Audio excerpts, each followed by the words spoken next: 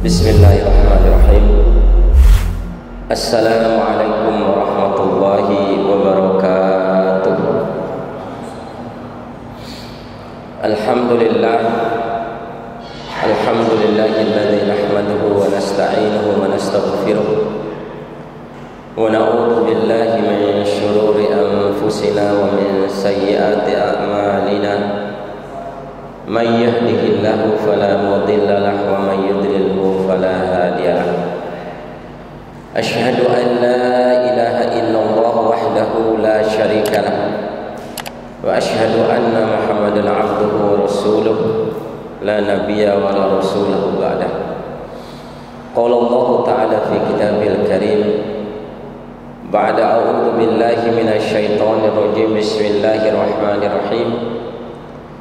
Ya ayyuhalladzina amanu taqullaha haqqa tuqatih wa la tamutunna illa wa antum muslimun. Wa qala ya ayyuhalladzina amanu taqullaha wa qulu qawlan sadida yuslih lakum a'malakum wa yaghfir lakum dhunubakum wa may yuti'illaha wa rasulahu faqad faza fawzan 'azima. Inna asdaqal hadits kitabullah wa khairal huda huda Muhammadin sallallahu alaihi wasallam wa syarrul umur muhdatsatuha ala inna kulla muhdatsatin fid din bid'ah wa kulla bid'atin dhalalah wa kulla dhalalatin finnar. Rabbi shrah li sadri wa yassir li amri wahlul 'uqdatam min lisani yafqahu qawli. Allahumma rabbana zidna ilman warzuqna fahman.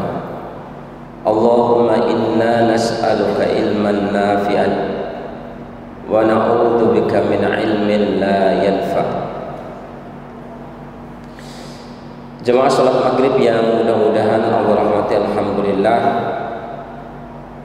senantiasa kita memuja dan memuji Allah Subhanahu wa taala karena dialah satu-satunya zat yang berhak dipuja dan dipuji, karena dialah yang memiliki segala apa yang ada di langit dan seluruh apa yang ada di bumi. Dialah yang berhak dipuja dan dipuji karena dia telah menciptakan kita dan telah memberikan berbagai macam nikmat yang sungguh sangat luar biasa kepada kita. Memuja dan memuji Allah Subhanahu wa taala, alhamdulillah binikmatihi tutimmus sholihat. Ini jangan sampai saya nasihatkan kepada diri saya dan kepada jemaah sekalian untuk selalu mengucapkan ini setiap kita mendapatkan nikmat atau habis melakukan kebaikan atau mendapatkan nikmat apa saja. Termasuk nikmat kita bisa sholat maghrib berjemaah di masjid, termasuk nikmat yang kita bisa gunakan sehingga kita bisa menuntut ilmu dari ba'da maghrib sampai Isya ini. Alhamdulillah binikmatihi tutimmus sholihat. Segala puja dan puji bagimu ya Allah. Binikmatihi, apa? Nikmat. Nikmat kesehatan, nikmat kekuatan, nikmat oksigen, nikmat kaki, sehingga kita semua ini bisa datang ke masjid ini, kemudian bisa sampai menunggu sholat isya dalam keadaan intidorus sholat, menunggu sholat sampai ke sholat yang selanjutnya adalah pahala. Apalagi kita ini dalam rangka untuk menuntut ilmu. Bersyukur kepada Allah. Alhamdulillah ya Allah, Engkau memberikan nikmat yang luar biasa kepada kami, nikmat kesempatan, nikmat kekuatan, nikmat waktu, nikmat masa, yang dari 24 jam yang kami lakukan ini, alhamdulillah, inilah yang paling berharga. di mana kami bisa sujud dan tunduk kepadamu, di mana kami bisa menuntut ilmumu ya Allah. Itu rasa syukur alhamdulillah yang senantiasa dan selalu terucap di dalam diri kita. Bahkan mungkin ada dalam sebuah doa juga, ini maksud saya supaya kita merasa bahwa kita ini hamba, sadar bahwa posisi kita adalah sebagai hamba dan Allah itu sebagai zat yang berhak dipuja dan dipuji. Habis melakukan kegiatan tadi mengucapkan alhamdulillah binikmati tumis solihat, Rabbi taqabbal minni innaka antas samiul alim. Bermohon kepada Allah, Rabbi taqabbal minni innaka antas samiul alim. Bahkan para ulama ini kadang kita lupa, artinya libatkan Allah dalam seluruh aspek kehidupan itu. Nikmat sedikit apapun syukuri. Ibadah apapun yang kita kerjakan, sekecil apapun, jangan lupa berdoa. Tadi setelah mengucapkan pujian alhamdulillah binikmati tumis solihat, Rabbi taqabbal minni innaka antas samiul alim. Ya Allah, taqabbal minni, terimalah amal ibadah yang barusan saya kerjakan ini. Subhanallah, innaka antas samiul alim. Sesungguhnya engkau itu maha mendengar ya Allah, dan maha mengetahui apa yang ada dalam hati kami. Jadi semakin kita ini dekat dengan Allah, semakin kita ini takarrub kepada Allah, semakin kita ini menyebut nama Allah, maknanya kita mengagungkan Allah terus, maknanya kita memuja dan memuji Allah Subhanahu wa taala. Kalau kita sudah seperti itu, kemudian ditambah lagi nih, sebagaimana sunnah yang disabdakan Nabi SAW, doa setiap habis bermajelis. Jadi majelis itu bukan majelis pertemuan saja. Ulama mengatakan habis kita melakukan ibadah, dari ibadah yang satu kepada ibadah yang lainnya, jangan subhanaka Allahumma wa bihamdika asyhadu an la ilaha illa anta astaghfiruka wa atubu ilaik. Mungkin dalam sholat kita tadi mungkin tidak khusyuk, maka kita berdoa istighfar kepada Allah Subhanahu wa taala. Mungkin dalam perjalanan kita ada sesuatu yang kita lihat, atau dalam iradah niat kita ada sesuatu yang kita tidak ketahui, keinginan kita yang di luar untuk Allah. Ini segera kita dekat dengan Allah. Nah, kalau kita sudah posisinya seperti ini terus, dan kita sudah terbiasa dengan ini semua jemaah sekalian yang mudah-mudahan Allah rahmati, berarti nama Allah selalu melekat di dalam diri kita. Kita selalu menyadari akan posisi Allah sebagai Malikul Mulk, raja di atas raja. Memahami bahwa posisi Allah itu yuhyi wa yumit, yang menghidupkan dan mematikan. Paham bahwa posisi Allah menciptakan kita dengan sebaik-baik bentuk, dan juga Allah akan mematikan kita. Apakah kita ini mendapatkan nikmat kubur atau adab kubur, ataukah kita kembali ke akhirat itu imma finnar atau imma fil jannah. Hal-hal yang seperti ini jemaah sekalian kita lakukan ini, maka akan mudah nanti kita akan melakukan hal-hal yang besar. Kalau sudah terbiasa dari sejak sekarang kita membiasakan tadi, masya Allah, hal-hal yang kecil, sebagaimana yang saya sampaikan tadi, nikmat Allah yang sungguh sangat luar biasa, di mana Allah memampukan kita untuk melakukan segala aktivitas ibadah. Ibadah sekecil apapun, apalagi ibadah-ibadah yang besar, maka ucapkanlah itu. Kadang kita ini mengucapkan alhamdulillah ketika dapat rezeki, keuntungan banyak dari dagang kita, baru alhamdulillah binikmatihi tutimmus sholihat.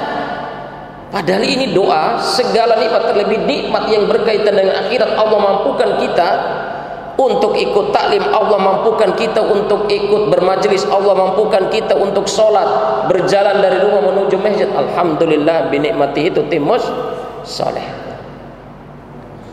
Dialah Allah Subhanahu wa taala yang masya Allah maha mengetahui apa yang terdetik di dalam dada kita, apa yang ada dalam hati kita, apalagi yang kita sudah nyatakan, apalagi yang kita sudah ucapkan.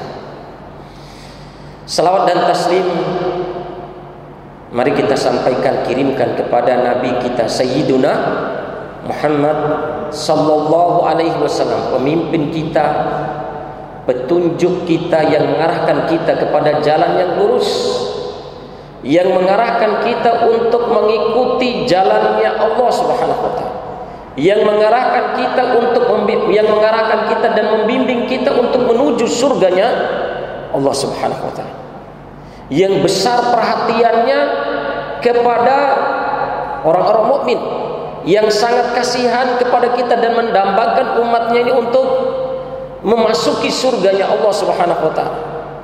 Nabi yang Masya Allah, yang setiap hari bahkan 24 jam, apapun halangan dan rintangan yang dihadapi oleh dia tetap mencari celah bagaimana supaya dia bisa berdakwah, ingatkan manusia, ingatkan para sahabat, ingatkan kita ini untuk selalu berada di atas Shiratal Mustaqim. Nabi yang Masya Allah ketika awal dakwanya menyampaikan, anqidhu anfusakum minan nar fa inni lakum nadhiru min adzabis syadid. Waspadalah diri kalian dari siksa neraka, karena sesungguhnya aku ini adalah pemberi peringatan yang nyata dari azab Allah yang sungguh sangat pedih. Nabi yang Masya Allah dimuliakan oleh Allah Subhanahu wa ta'ala. Mudah-mudahan kita selalu memperbanyak salawat kepada Nabi kita Muhammad sallallahu alaihi wasallam. Jemaah salat maghrib yang mudah-mudahan Allah rahmati, kita akan membahas masih berkaitan dengan memahami akan keagungan Allah Subhanahu wa taala. Kalau terus sebagaimana dalam mukadimah tadi ada sampaikan, kenapa ini disampaikan, bahwa bukti supaya motif ibadah kita ini faham betul akan kebesaran Allah Subhanahu wa taala. Yusabbihu lillahi, dalam surat Al-Taghabun ayat 1 sampai seterusnya sampai 5 ayat di bawahnya, yusabbihu lillahi ma fis samawati wa ma fil ardh. Jemaah sekalian yang mudah-mudahan Allah rahmati, yusabbihu lillah, bertasbih kepada Allah seluruh apa yang ada di langit dan apa yang ada di bumi. Ada hadis kalau di malam hari ayam jantan berkokok, itu membuktikan bahwa ayam itu menyaksikan bagaimana Allah turun ke bumi.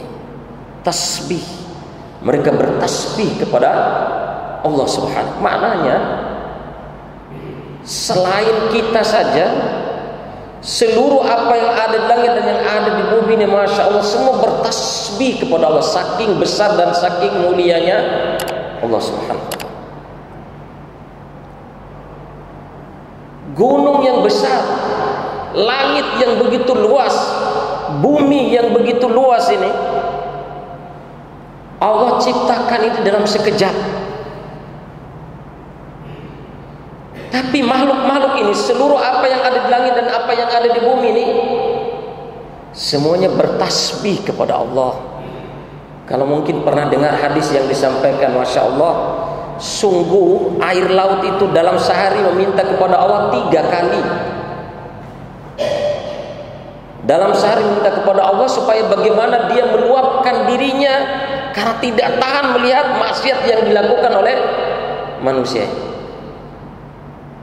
Maknanya apa? Yusabbihu lillahi ma fis samawati wa ma fil ardh, lahul mulku wa lahul hamdu wa huwa ala kulli syai'in qadir.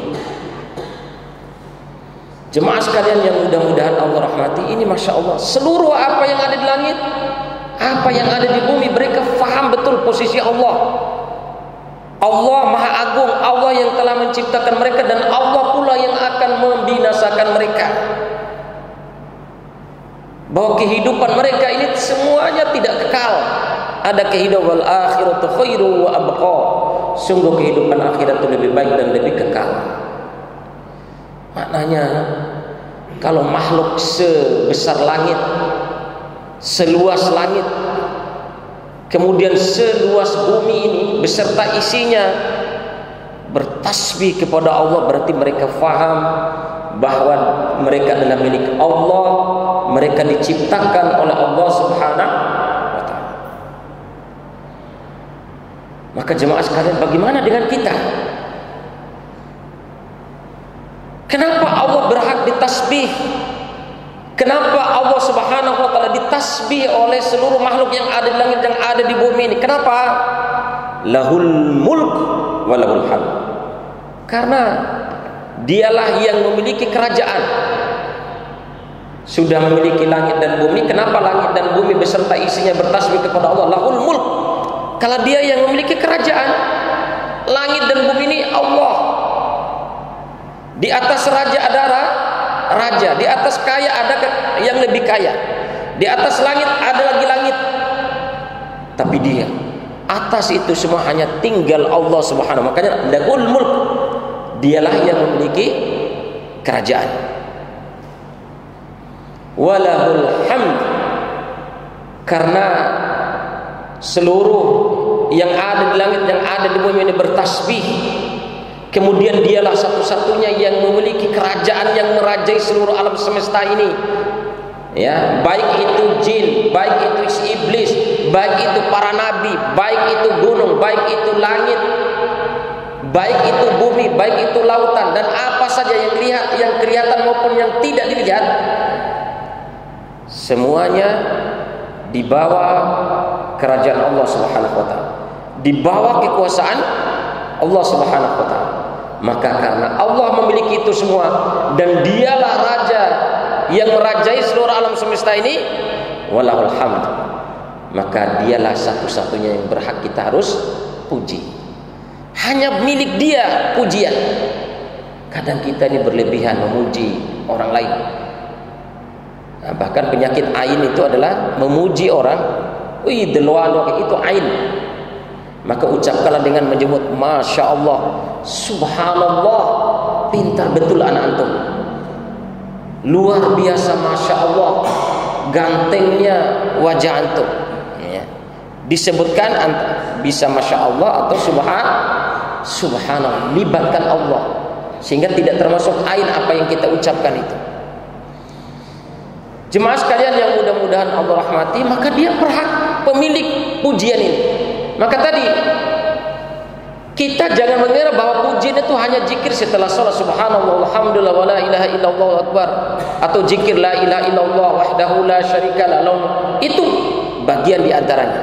Tapi yang seperti yang saya sampaikan tadi, doa-doa yang sudah saya sampaikan dalam muqaddimah, itu bagian daripada membiasakan kita supaya kita selalu memuja dan memuji Allah, membiasakan diri kita supaya dalam setiap aktivitas kita ini jangan lupa libatkan Allah Subhanahu wa ta'ala. Jemaah sekalian yang mudah-mudahan Allah rahmati, ada dalam sebuah kisah di Jakarta ini, dokter yang biasa operasi orang. Ada pasien yang sungguh sangat mengerikan penyakitnya, yakni penyakit tipes yang ususnya itu sampai bolong. Jadi pemberitahuan dari dokter kepada orang tuanya ini anak bapak harus dioperasi, tapi risikonya antara hidup dan mati operasi. Orang tuanya bilang, silakan, apa saja yang dikatakan, falyatafadhal, silakan. Menurut keilmuan kedokteran ini, kalau dioperasi ini bahaya dan akibatnya tuh kematian. Tapi jemaah sekalian yang mudah-mudahan Allah rahmati, bagaimanapun tinggi ilmu manusia, bagaimanapun prediksi manusia bahwa yang berpenyakit ini yang mau dioperasi ini adalah akan mati, tapi Allah Maha berkuasa dan berkehendak atas segala sesuatu. Kaget betul dokter yang suka operasi ini, kaget. Kok bisa-bisa orang yang dioperasi ini kok Masya Allah pertumbuhannya semakin membaik, semakin membaik, bahkan lemas, tidak bisa berdiri, tidak bisa ngomong, saking lemasnya. Setelah operasi malah bisa ngomong segar bugar. Maka ditanyakanlah kepada orang tuanya, ini dokternya ini tanya kepada orang tuanya, bapak ini, bapaknya pasien, kira-kira rahasia apa yang dilakukan oleh bapak sehingga dalam operasi ini anak bapak bisa semudah ini dalam melakukan operasi. Apa yang diucapkan oleh bapak itu? Saya Masya Allah tidak ada kata yang lain yang saya ucapkan ketika anak saya dioperasi. Ketika awal dokter memberitahukan bahwa anak saya ini harus, alhamdulillah ya Allah, terima kasih. Meskipun sebentar lagi anak saya dioperasi, tapi masih hidup ya Allah, masih bisa bernapas. Pokoknya selalu tiap tahap ini selalu dia syukuri. Tidak lupa dia mengucapkan alhamdulillah, terima kasih ya Allah, Engkau masih memberikan nyawa kepada anakku, belum mencabut ruhnya, masih ada kesempatan dia dioperasi, sehingga mudah-mudahan dengan itu semua dia bisa menutupi kehidupannya dengan husnul khotimah. Ridho, bersyukur dia kepada Allah. Subhanallah, ini sungguh sangat luar biasa. Ada juga kejadian dalam rangka, Masya Allah, ini pelajaran bagi semua. Mungkin pernah dengar kisah bagaimana seorang ibu mau berangkat haji, berangkat dari Turki, ya, mau berangkat haji. Cuman ketika pesawatnya itu mau berangkat, itu tibas waktunya azan dan sholat. So, yakinnya ibu ini, dia dia tidak hiraukan itu, dia dahulukan Allah. Dia tidak peduli bahwa pesawat berangkat mau tidak, dia sholat sempurna, tidak ada rasa ragu-ragu, pokoknya tidak peduli, pokoknya khusyuk dia beribadah kepada Allah Subhanahu wa taala. Pesawat sudah berangkat. Pesawat sudah berangkat, sudah naik. Tiba-tiba jemaah sekalian, pesawat itu kembali. Pesawat itu kembali. Ketika pesawat itu kembali, apa katanya?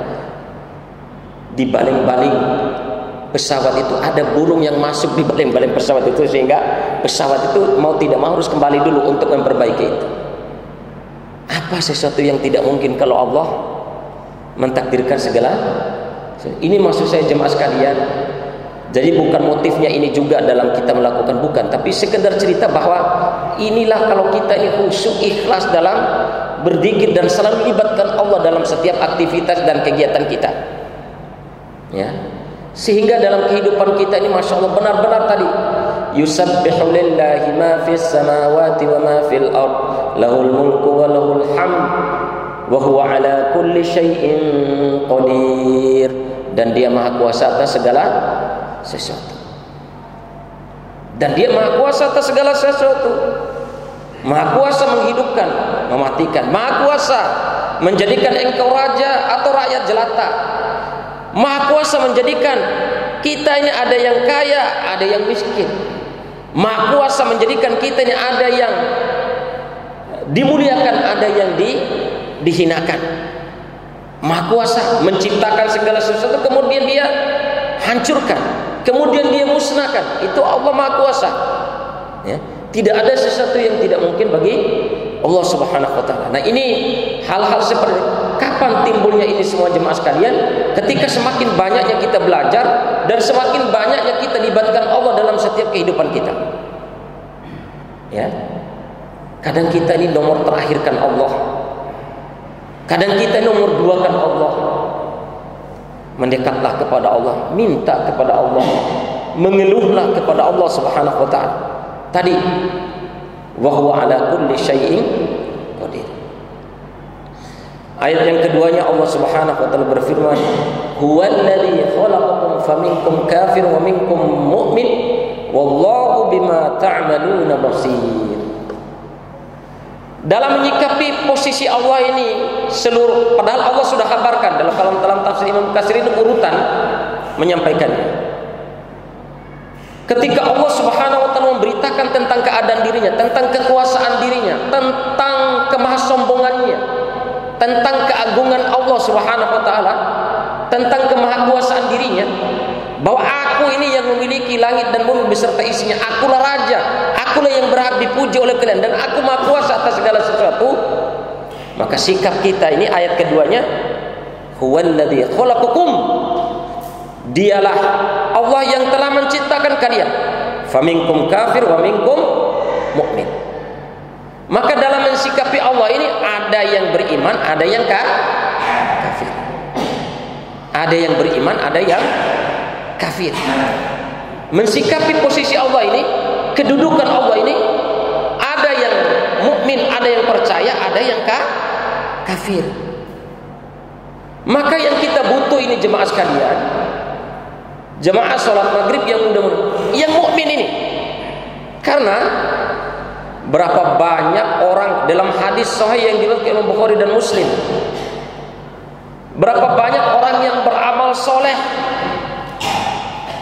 yang ketika dia beramal soleh itu sampai antara dia dengan surga itu tinggal sejengkal saja, saking banyaknya amal soleh yang dia kerjakan. Tapi pada akhirnya dia menutupi kehidupannya dengan kemaksiatan, mati di atas su'ul khatimah.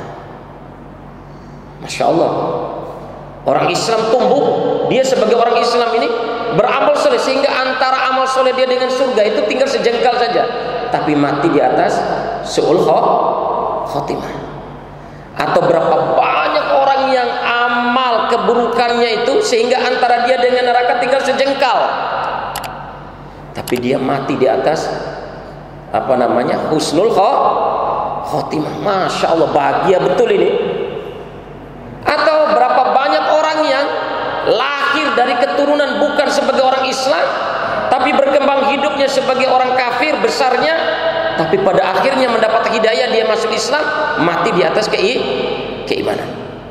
Dan berapa banyak orang yang lahir sebagai keturunan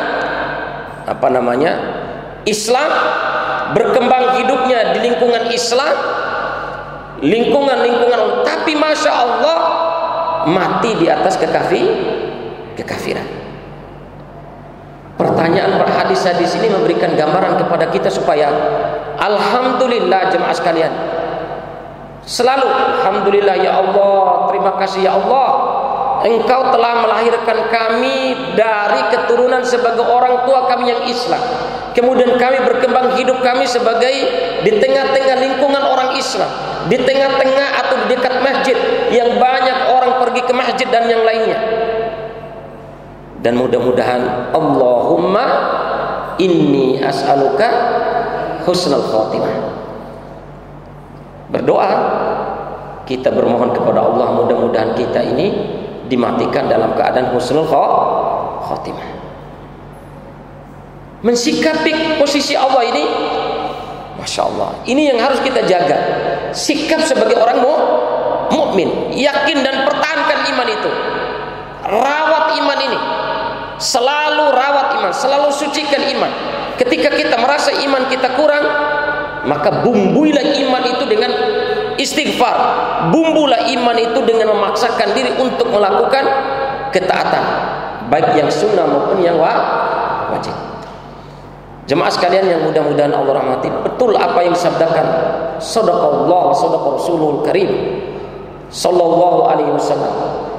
Hadis Nabi SAW, barang siapa yang, hadis qudsi kan, barang siapa yang sudah melakukan kewajiban kemudian ditambah dengan hal-hal yang sunnah, hal yang sunnah yang dimaksud di sini adalah salat rawatib, maka akulah yang menjadikan pendengarannya ketika dia mendengar, maka akulah yang menjadi penglihatannya ketika dia melihat. Maksudnya selalu dibimbing oleh Allah, selalu Allah bikin supaya dia tidak lupa dengan Allah, supaya kita coba antum praktekkan itu, Masya Allah, antum akan merasakan pingin nambah terus ibadah itu, ya, karena kita terbiasa dengan hal-hal yang sunnah itu. Jaga salat rawatib, qobliyah dan ba'diyah. Jangan sampai alpa. Kalau tersampai alpa, astagfirullah, waktu masalah kalau sudah terlewatkan itu, kalau kita tidak sempat beristighfarlah kepada Allah, merasa rugi ketika melalaikan itu, gitu maksudnya. Ini jemaah sekalian yang mudah. Jangan sampai yang kedua ini, yang kafir. Jangan sampai kita memposisikan Allah itu sebagaimana layaknya orang-orang fasik. Tahu Allah yang Maha melihat, tahu ada surga, tahu ada nerakanya Allah, tapi bergelimang dengan maksiat, bergelimang dengan kesyirikan, bergelimang dengan keburukan. Na'udzubillah, tsumma na'udzubillah. Nah, kalau sudah posisinya kita ini, posisi mensikapi Allah apakah sebagai mukmin atau sebagai kafir, Allah Subhanahu wa taala kabarkan kepada kita, Ya'lamu ma fis samawati wal ard wa ya'lamu ma tusirruna wa ma tu'linun wallahu alimun bidzatis sudur. Ketahuilah kalau masih tetap kita ini disampaikan kepada orang yang beriman, disampaikan juga kepada orang-orang kafir, disampaikan juga kepada orang Islam yang banyak berbuat maksiat, yang banyak berbuat kefasikan. Ya'lamu ma fis samawati wal ard. Dia mengetahui apa yang terjadi di langit, apa yang terjadi di bumi. Allah Maha mengetahui semua. Sebagaimana dalam pembahasan dulu yang saya sampaikan, Masya Allah, dedaunan yang jatuh di pohon, saking banyaknya pohon yang ada di dunia, dedaunan apapun Allah Maha mengetahui jumlahnya. Semut yang berjalan, semut kecil yang berjalan di malam hari, langkah-langkah kakinya itu Allah tahu. Berapa jumlah langkah kaki itu Allah tahu. Maknanya apa? Seluruh apa yang terjadi di langit, seluruh apa yang terjadi, Allah Maha mengetahuinya. Ditambah lagi yang kedua, wa ya'lamu ma tusirruna wa ma tu'linun. Dan Allah Maha mengetahui apa yang kalian sembunyikan. Niat yang kalian sembunyikan, pekerjaan haram yang kalian sembunyikan, memang tidak dilihat orang, tapi Allah Maha mengetahui. Atau ada orang yang berbuat baik, tahajudnya luar biasa, dakwahnya luar biasa, Allah Maha mengetahui isi hati kalian itu. Innallaha alimun bidzatis sudur. Maka kan saya sudah sampaikan kemarin, perwakilan orang yang berjihad, perwakilan orang yang baca Al-Quran, perwakilan orang yang banyak berinfak, semua harta diinfakkan, bahkan nyawanya dia korbankan untuk jihad di jalan jihad. Kemudian dia baca Al-Quran, Allah abaikan itu semua karena mereka cuma mencatat saja. Karena Allah Maha mengetahui apa yang ada dalam hati kalian. Ya'lamu ma fis samawati wal ardi wa ya'lamu ma tusirruna wa ma tu'linun wallahu alimun bidzatis sudur. Dan sungguh Allah Maha mengetahui seluruh isi hati kalian. Maka Imam Ibnu Katsir dalam tafsirnya, perhatikanlah urusan niat ketika kalian beribadah kepada Allah. Maka jangan lupa selalu berdoa, karena Allah sudah ingatkan begini nih, setan itu berusaha. Kita ini sudah rajin beribadah, ini yang diselewengkan oleh setan ini niat. Maka selalu berdoa, Allahumma inni a'udzubika min an usyrika bika syai'an a'lamu wa astaghfiruka lima la a'lam. Berdoa kepada Allah Subhanahu wa taala. Jemaah sekalian yang mudah-mudahan Allah rahmati, ini saja mungkin yang bisa saya sampaikan pada kesempatan yang berbahagia ini. Maka insya Allah masih kita lanjut pada pembahasan yang kedepannya, ya, kaitan dengan bahaya bagi kita yang tidak menyambut atau yang tidak memposisikan Allah sebagai zat yang maha kuasa, yang menghidupkan dan mematikan, zat yang satu-satunya disembah, zat yang satu-satunya kita agungkan. Itu nanti ada peringatan Allah di ayat selanjutnya. Mudah-mudahan kita diberikan hidayah oleh Allah untuk istiqomah di atas jalan yang lurus, di atas jalan iman ini. Amin ya rabbal alamin. Sampai kita ditakdirkan husnul khatimah atau mendapatkan nikmat kubur, sampai nanti kita dimasukkan surganya Allah Subhanahu wa taala. Amin. Amin amin ya mujibas sa'ilin ya rabbal alamin. Subhanaka Allahumma rabbana taqabbal minna innaka antas samiul alim. Subhanaka Allahumma wa bihamdika asyhadu an la ilaha illa anta astaghfiruka wa atubu ilaik. Subhana rabbika rabbil izzati amma yasifun wa salamun alal mursalin walhamdulillahi rabbil alamin. Wassalamu alaikum warahmatullahi wabarakatuh.